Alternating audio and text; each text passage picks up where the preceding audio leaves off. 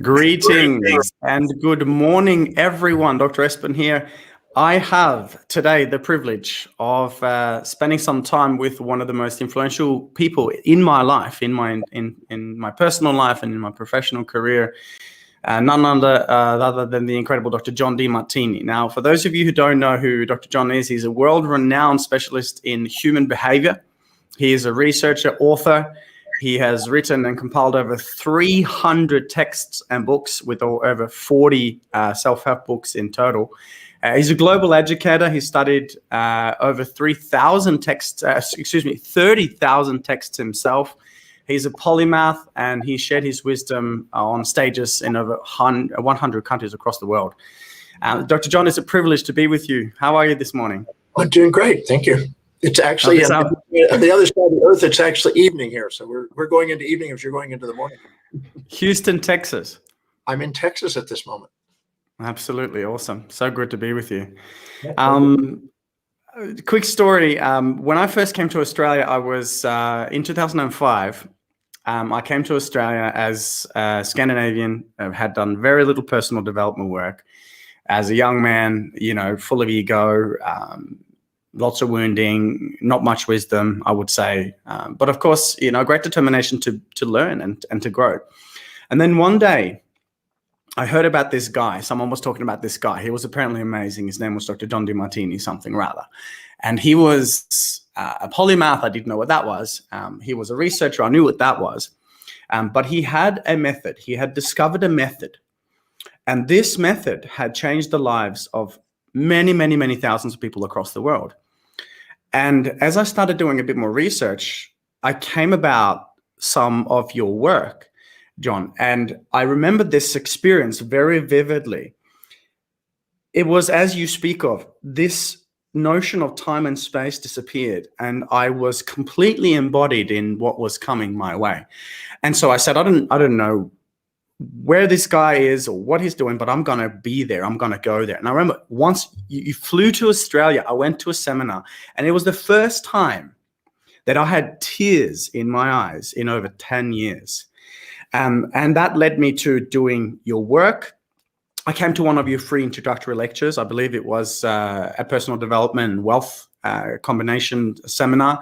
Then I did your breakthrough experience. I've done your breakthrough experience 3 times, and I continued this journey into so much of the work that you teach. So for those viewers, listeners watching, I want to let you know that today we have Dr. John here with us. We're going to be diving deep, asking some very powerful questions. And John, just as a thank you from my heart to your heart, you have been by far the most influential teacher in my life, and that has led to thousands of people being having experiences of healing because of that. So I'm honored and privileged to be with you. Thank you so much. Well, thank you. Thank you for the introduction, and let's see where our journey goes today. It's great. Absolutely. Let's get rocking. So I remember a story you told once, John, and it was about how your teacher, when you were young, told you that you would never read, never write, never go far in life, and never really amount to nothing, and that you were, a loser, basically. And then you go from that to becoming what many consider to be one of the world's leading human behavioral specialists in the world. How does one go from that into what you've been able to achieve and helping so many people? Well, in a 30-second version. Yes. Yeah, I did have learning problems as a child, for sure. When I was a year and a half, I know my mom used to take me to a speech pathologist, and I had to put strings with buttons in my mouth and exercise muscles to try to use my mouth properly. And no matter what I did, speech was awkward. I didn't really sound right. I couldn't pronounce things. And when I got to first grade, my teacher saw that I had learning problems. No matter what I did, I just didn't read like the rest of the kids seemed to be doing. I would reverse letters. I would read backwards. I wrote backwards. I was born with my hand and arm turned inward. So I had to wear braces as a child, kind of like a Forrest Gump thing. So yeah, I had a bit of a challenge. My teacher finally had my parents come to the class and said in front of me in a little semicircle, in the little reading circle, I'm afraid your son is not going to be able to read. He's not likely to be able to write and communicate effectively. I don't think he's going to amount to much or go very far in life. But when I got out of 4 and I got out of my braces, I used to run. And he said, but he likes to run. You might want to put him in some sort of sport where he might excel in sports, which was true. And I did go okay in sports and baseball and then eventually surfing. But yeah, I didn't do well academically, and I didn't read effectively. I asked smart kids what they learned, and that's how I made it through part of elementary school. But I left school, and I was a street kid from around 13 on. And then at 14, I hitchhiked to California and down into Mexico to surf. At 15, I went off to Hawaii to surf. And I nearly died there at 17.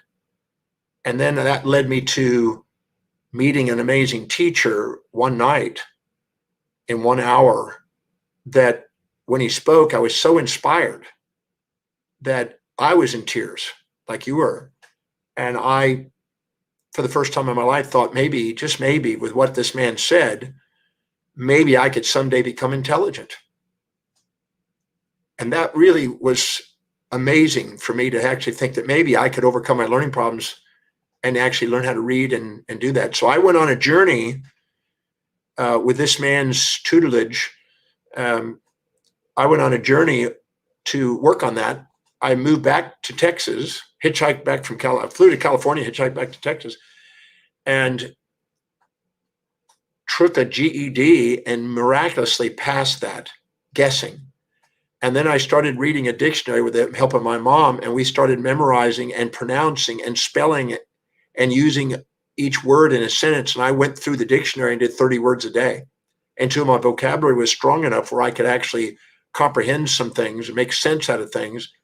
And then I really caught on to reading. And man, I started reading literally 18 and 20 hours a day.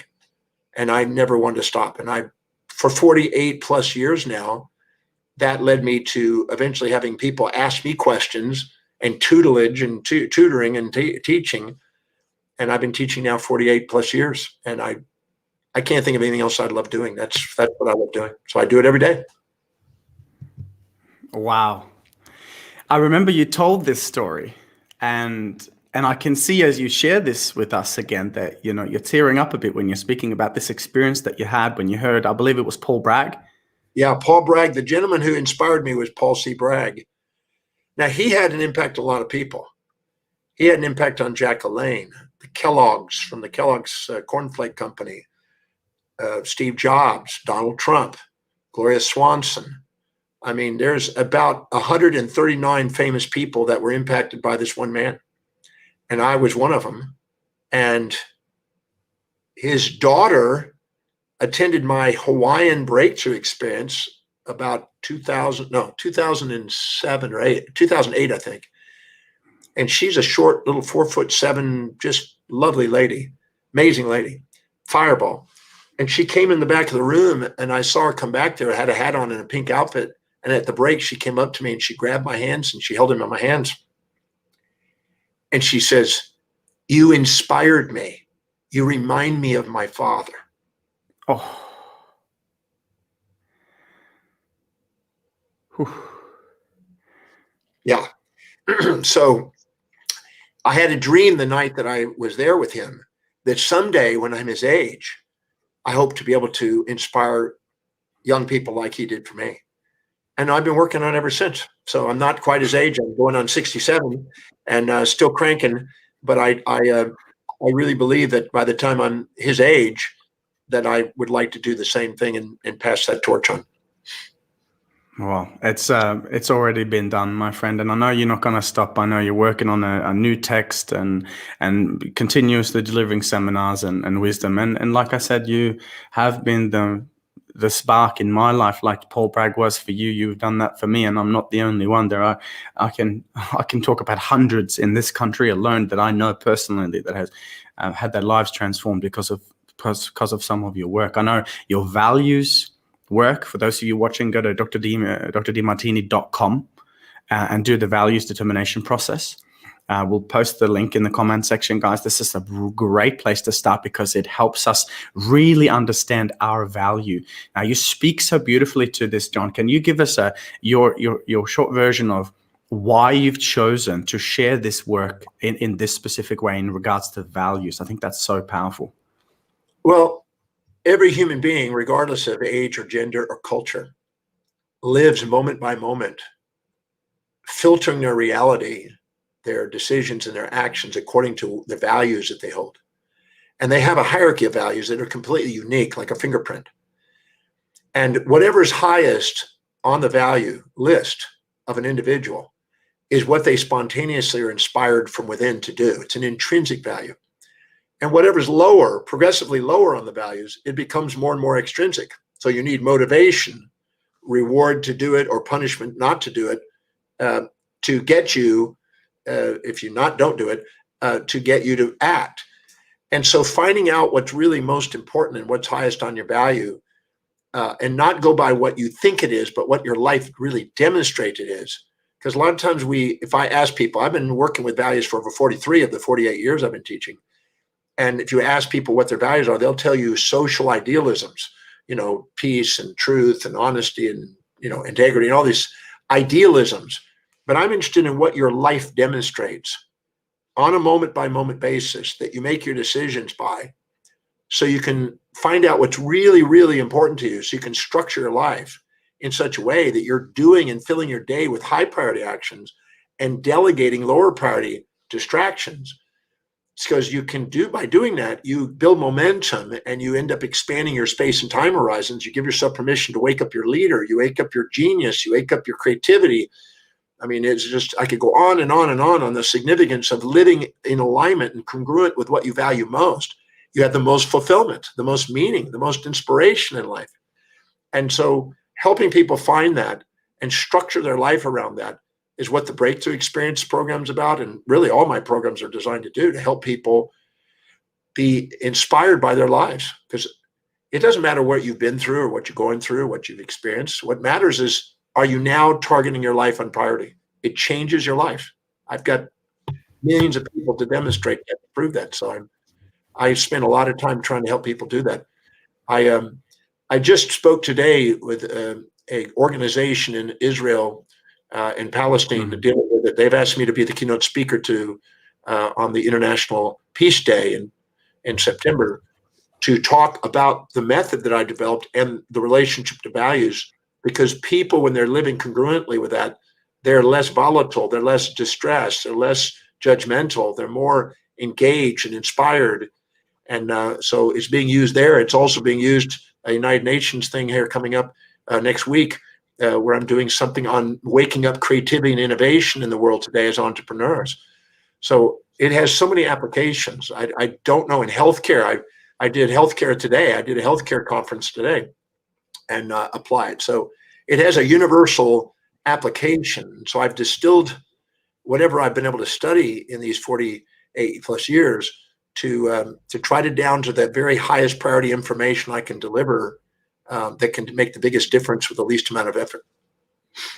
Phenomenal. And I know you've got this on your website. You guys can just go to the website and actually, do the process there. I see even one of our graduates here, Tanya, she's saying to her husband, we should do a date night and review our values. I can think of no better way to spend a date night than to really get clear on what your soul wants and who you really are. And I know you speak to the difference between motivation, and I quote you so often, motivation being this external push that you run out of energy, but inspiration being this internal pull when you're living in alignment with who you really are, that spirit, that consciousness, or whatever. We teach a lot of spiritual concepts, and really one of the first times I heard you speak on what we refer to as innate intelligence, or this wisdom within us. Would you give us a little context as to, okay, so we can get to know our values. So the first step is we need to know who we are in order to live a congruent life, a life of inspiration, in spirit, as you mentioned, from Latin. So we got that. Okay, that's a great place to start. And then we talk about this thing called innate intelligence. We know, talk about quantum physics. There's way more to us than just the physical reality. Would you give us your understanding of this? And perhaps also, how can we tap into that incredible power and wisdom that is within? Well, through the ages, going back really to Thales, to the Greeks, for sure Aristotle, many of the great philosophers, pre-Socratic and post-Socratic and post-Platonic, Neoplatonic philosophers, and Eastern mystics and Chinese mystics uh, believed in you might say, what we later called the field of intelligence. And they were panpsychics. Panpsychics means that underneath energy, time, space, and matter is a more fundamental thing called consciousness. Now, Erwin Schrödinger was a panpsychic. Max Planck was a panpsychic. Albert Einstein was a panpsychic. Newton was a panpsychic. Immanuel Kant was a panpsychic. Swedenborg was. I could go down the list. I have over 1,200 famous contributors in the world that were panpsychics, that believed that there was some sort of an ordering intelligence that governed the natural laws. I'm in a movie right now that was filmed this last year. It's coming out soon, with Stephen Hawking. And Stephen Hawking was a panpsychic, even though he didn't want to admit it at times, depending on the setting. He believed that the natural laws of the universe, if we want to call something God, it wasn't an anthropomorphic deity that some people describe that's personified and projected of human behavior, but it's more of a field of intelligence that underlies life and existence. Einstein said it's enough for me on a daily basis to contemplate a little portion of this magnificent intelligence that permeates the universe. So some believe that even Susskind at Stanford believes that there's a conservation of information in the universe, and that somehow whatever information that's gathered, non-entropic information, this information is permeative of the universe. It can't be destroyed. It's constant. And I believe that we have a capacity to have a glimpse of a portion of that, an infinitesimal of this infinite potential intelligence. And so I'm a believer that that's there. I've done what I could in the breakthrough experience and my Demartini method to show a way of demonstrating this, not with faith, not with arguments, not ontological arguments, or not causal arguments, but a way of actually demonstrating it to our sensory experience, this intelligence in the behavior of human behavior and social structures. So Maupertuis, the mathematician, had his idea called the least action principle, that it was his way of demonstrating it, which also confirms and aligns with some of the way I've defined it. So I think that that's a universal principle. And then any subset of the universe, any substructure that we've ever identified, since it is proportioned to the infinite universe with it, we would call that an innate intelligence, an inborn intelligence in any substructure. And obviously human beings would be having that. Now, we like to think with our expanded pride that the human being is the pinnacle, the apex consciousness in the planet. But we have to realize that if we took all the Nobel Prize winners and biologists and physicists and put them all together and took all their knowledge in a blender, they still haven't figured out how a single cell runs. The biochemistry is beyond it. The algorithms are beyond what we know. And yet, 4.2 to 4 billion years ago, organisms were living on the planet. And it looks like possibly out in space and who knows where else. There's exobiological sources there. So it's very probable that there's a wisdom inherent in systems that organically self-organizes or self-other organizes and makes life. The Nobel Prize winner in France, Luc Montagnier, whatever, he's done some amazing work on how water stores information, and it actually can reorganize DNA. That's pretty profound. So I'm a firm believer that there's an intelligence in the universe, and any subset of that has an innate intelligence. And then there's the educated intelligence, the things we learn about the universe that may be finite. And Dirac said that Paul Dirac, the Nobel Prize winner, said it's not that we know so much, we know so much that isn't so. And he's talking about the educated intelligence that actually misleads us and, in a sense, distracts us from the wisdom of this innate intelligence that is biologically governing life itself. We don't know how to run our own cell, and yet trillions of cells are orchestrated and integrated in ways that's hard to comprehend. So if we're the highest intelligence and we don't even know how to run a single cell, what's the intelligence running the system? Now, we could say that that's just random thermodynamic events that somehow orchestrated itself, but that's a nice atheistic, monist, materialist, empiricist view of this game. But that's not the only theories. There's lots of theories, and I'm a firm believer in a more of a panpsychic idea. I'm not a vitalist per se, and I'm not a natural Christian design kind of structure, but I believe that there's certain laws of the universe that help organize life. And I've been fascinated and been studying that and writing about that and delving into that as deeply as possible, humanly possible, for the last 48 years. And you've done so in a way, if I can say, that really helped people have the actual experience, because I know one side of it is to intellectualize it. We can try and label it and talk about it. And as a polymath, as a master of many, many different genres and studies and sciences, that's what you specialize in. But I remember when I went to your work, John, and I sat in that breakthrough experience. And then when and for those of you who haven't done the breakthrough experience, we really hope that you'll be able to travel soon, John. Hopefully you'll be able to come to Australia. Still the plan for the future, perhaps? We're doing it online now, but hopefully we'll do it live again. Yeah, if you guys have a chance, jump online, go to drdemartini.com, have a look at that, do the values work, and then have a look at the breakthrough experience. That was the pivotal moment. That was the shift that changed everything for me, because I was able to finally forgive and finally see the love and the wholeness, which is the experience. And I remember, as we say, and in our events as well, there's a similar process where time and space completely dissolves. And I sat there and I did this process on my mother, because so much of our wounding stems from childhood, mothers, fathers, in imprint period, etc. And I fully saw this person in front of me, which was not actually physically my mother, but she fully became all of which time and space was not real. I was covered in tears. My heart was fully open. And John, and I want to just thank you for that experience, because that was truly something that I can't explain as a scientist. I can try, but it's way beyond that. Can I share a story about that? Please. I was in Australia, this is probably 25 years ago, doing the breakthrough experience in Melbourne to about 40 attendees. And I think we were at on Channel 10, the Coma Hotel at the time. That's where it was. And there was a gentleman hosting the program named Chris, lovely gentleman. And he had been divorced, and his wife was taking care of the kids so he could host the program with me. At the last minute, his wife dropped off his 11-year-old daughter and said, I can't take care of this weekend. You're going to have to take care of it. He says, I can't take care of it. I have to do a seminar. That's not fair. He says, you have to. So this 11-year-old girl has to go to the seminar. Well, luckily she had drawing materials and some headset materials so she could keep herself busy, because she's probably not going to be interested in all the things we're talking about.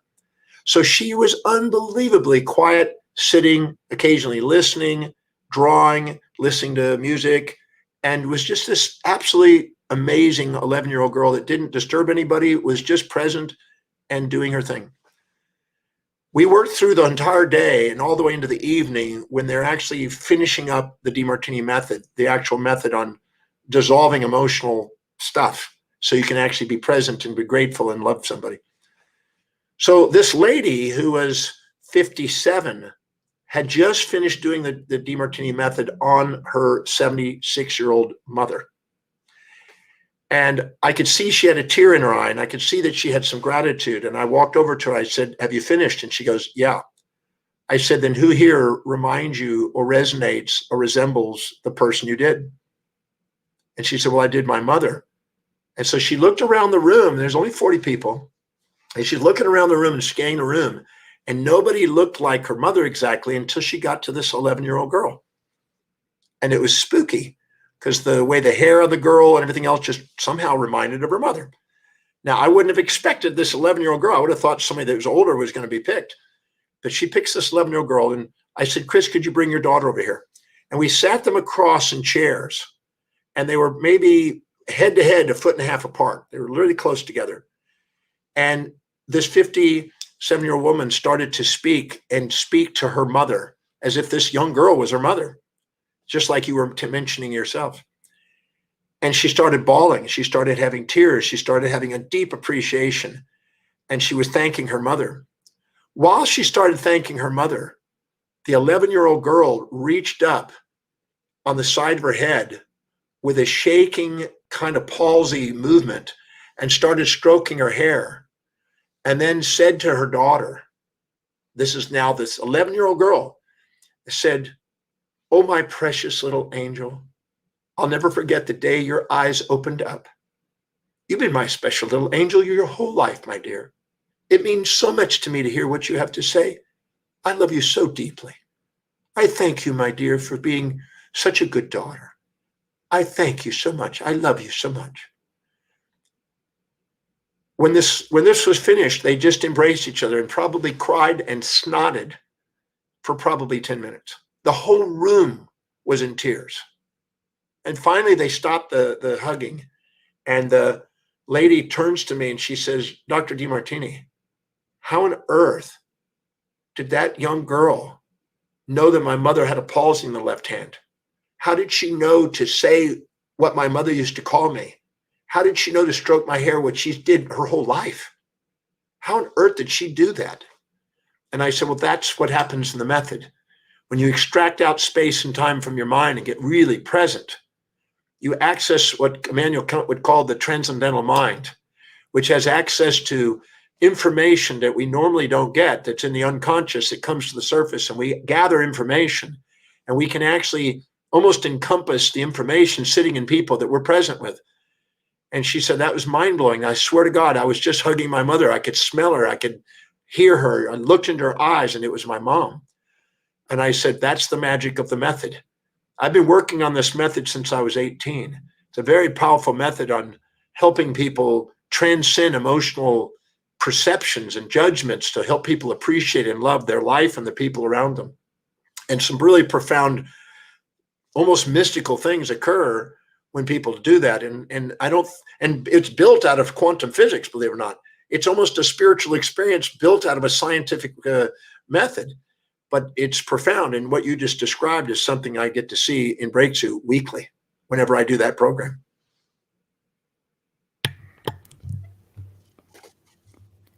I don't really have words, but again, tears.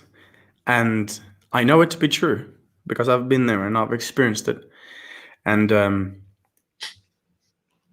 you know, as you once said, John, you said, one day we're going to leave this planet and we'll look back and we'll ask ourselves the question, did I really do everything I could with everything I had? Did I live? Did I love? And did I serve my heart out? And your method, you know, truly is enabling us to, for you to say yes and for us to be, you know, in this experience with you. I could only imagine how this little girl just allowed things to flow. And also amazing. She was amazing. I was in, I have to share this one. Pardon me for going please. off on the, no, go. This is you, buddy. Take it away. I was in Hawaii teaching the Breakthrough Experience at the Hyatt Regency, Waikiki. And it's about 11:45, almost 12. And one of the ladies who finished her method and had already said thank you to an ex-husband surrogate and had tears, was about to pack up and was leaving. And I said, "Ma'am, if you could just stay just a few more minutes, I think we'll be all finished here in 20 minutes. He said, "Well, I got to kind of get a dog and I got to get back." And I said, "Just 20 more minutes, please. Because you just might be somebody here in this room for somebody who's completing." Mm-hmm. And literally 13 minutes later, I'd guess, a 19-year-old girl who was attending picked her as the mother surrogate. And she had done really a great job at dissolving some emotional baggage she had with her mom, things that she wasn't appreciating. And she just started to see the hidden order in it. And she picked the lady, and I asked the lady to come. And the moment the lady saw the girl, she just put her hand on her chest. She goes, "Oh my God, this is my daughter." She knew. And what's interesting is the 19-year-old girl sat across from her and said almost verbatim what the mother needed to hear from her daughter. The daughter left when she was 16, disappeared for 2.5 years, had not seen the mother, This girl had left the mother at 16, had not seen the mother, was bitter to the mother, moved out, and was just clearing that and said what she needed to hear from her own daughter. And when they hugged, it was a gully washer. It was absolutely tears. The room was all in tears. It was just like, she goes, wow, I would never have missed. If I would have walked out, I'd have missed that. That was worth everything to me, to be able to hold my daughter in my arms like that and tell her what I need to say and hear what she said. At that moment, it was around 12:15. She left when she finished. On her phone at 12:15, on the way home, she got a text from her daughter. Mm-hmm. She got home. The first thing she did when she got out of the car, she called her daughter. The conversation they had on the phone was the same conversation they just had in the room. And at the moment the girl communicated that, that's when the girl was trying to get a hold of her and said, I'm ready to come home. When the next day came in and she came in, she told the story and said, my daughter's coming home. And she contacted me and she's coming home. At the time, I hugged that other lady, that other girl. So I see this weekly. I mean, amazing stuff. I see this weekly. I've had people finish the exercise and somebody they've not talked to in 11 years calls on the phone at that moment. It's almost like an entanglement in psychology. Mm-hmm. So it's almost impossible for me not to present that program. I've been doing it for 32 years, 1,122 times in 66 countries, and I'm still cranking it. Yeah. Wow. I mean, how could you not when it does such powerful things for the people? John, I know that, this works on in ways that we could try to understand, but really that experience is what this is about. And right now, there's a lot of things that are happening in the world, John. I mean, go back a year and a half. I mean, the world has shifted very dramatically. If we can look at it from an expanded perspective, from that expanded consciousness, what would you say is the most important thing for us to focus on right now as individuals, as families, as business people, whatever else? What would be your advice to everyone listening right now? We know step one, get onto Dr. Demartini, the website, do the values work. Step two, do everything you can. And the question is, can I afford to? No. The question is, can you not afford to? How could you not afford to do this work? Is my personal opinion. So try and get all your resources together to do the breakthrough experience, be that online. Okay, so values first, breakthrough second, and third. What's your advice? I mean, what do you think is happening in the world right now, John? And what do we need to do? What do we need to focus on, all of us? Well, I'm a firm believer that has nothing to do with what goes on around you. It has everything to do with your perception, decisions, and actions of it.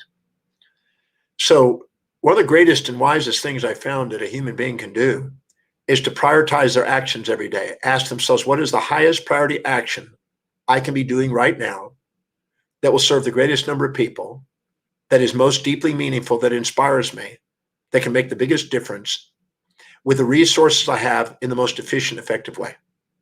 If I stick to the highest priority and keep doing the one thing that's highest in priority moment by moment, I'm doing the most that a human being can do. Then if I can take command of my perceptions and ask quality questions, because the quality of my life is basically quality questions asked. How specifically is whatever's happening at this moment in my perceptions, no matter what it is, how is it helping me fulfill what is most deeply meaningful to me? How is it on the way, not in the way? If I ask that, instead of sitting there and being victim of history, I can be master of destiny. So I ask the question, whatever's happening, somebody's verbally criticizing, somebody's ridiculing me, somebody's canceling business, whatever it may be, how specifically is this helping me fulfill what I feel is most deeply meaningful, my mission, my contribution to the planet? And if you don't stop and dig and don't lie to yourself saying, I don't know, I can't find it, find out how it's serving that mission. You will find that everything in your life is on the way to be grateful for. And anything you can't say thank you for is baggage. And anything you can say thankful for is fuel. And I find that by doing that, and I keep a list of that daily, literally an ongoing list of everything that happens in a day, and make sure that I don't go to bed until I can see it from an idea of thankfulness and it's helping me get what I want. And I realized that by doing it, that I have command over my perception, decisions, and actions. It's the only three things that I have control over in my life.